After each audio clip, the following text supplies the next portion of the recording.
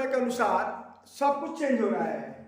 Technology change हो रही है, इंसानों के खान पान चेंज हो रहा है, उम्र की एक जो लाइफ स्पेन का टाइम है वो चेंज हो रहा है, और यातायात से लेकर के पूरा तमाम टेक्नोलॉजी चेंज हो रही है।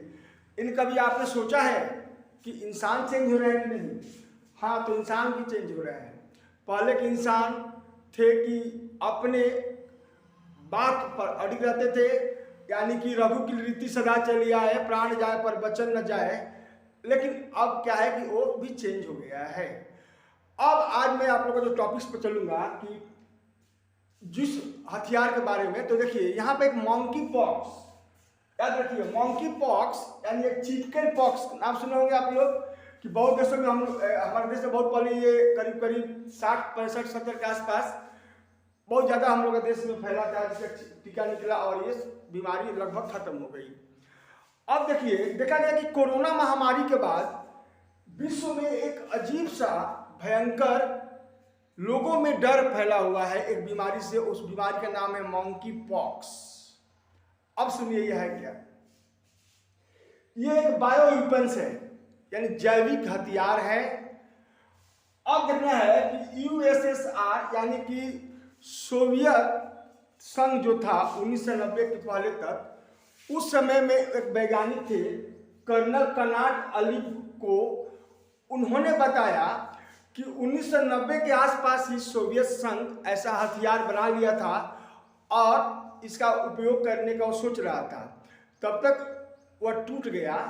और इनके बारे में एक और बात सुनिए, ये जो थे यूएसएसआर का यानी सोवियत संघ का, ठीक है, ये थे क्या कि जैविक हथियार का जो विभाग था उसका डिप्टी हेड थे ये हम लोग के वैज्ञानिक कर्नल कनाट साहब।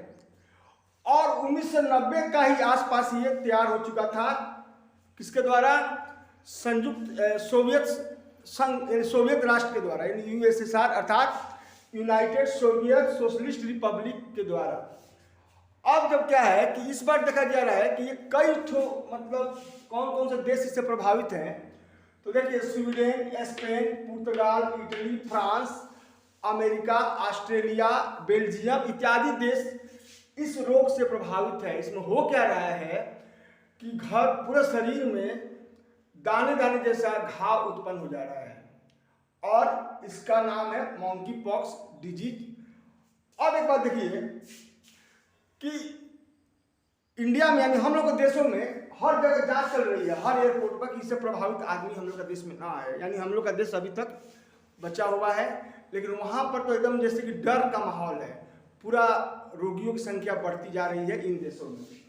अब आगे देखिए कि इसका प्रकार, तो उसके पहले आप समझ लीजिए कि देखिए ये जो हम लोग का जो वेपन्स है, ये वेपन्स किसी देश के ऊपर छोड़ करके वहाँ के लोगों का बीमारी बढ़ाना, वहाँ के पशुओं में बीमारी बढ़ाना, वहाँ के फसलों में बीमारी बढ़ाना, जिसके कारण वहाँ पर खाद्यान्न संकट उत्पन्न हो जाए और वहाँ लोगों में महामारी फैल जाए और देश गरीब हो जाए। इस उद्देश्य से बनाया जाता था, क्योंकि इसमें डायरेक्ट कोई मारना पीटना नहीं है, इस तरह की बातें हैं। अब क्या है कि इसके भी हम लोग का दो प्रकार होता है। देखिए यहाँ पर दिखा रहे हैं, एक हम लोग का है वेपनाइज्ड एजेंट, जिसका हिंदी है हथियार एजेंट, और एक है हम लोग का डिलीवरी मैकेनिज्म, जिसका हिंदी होगा वितरण तंत्र। वितरण तंत्र, ये दो तरह का यहाँ पर इसका प्रकार है।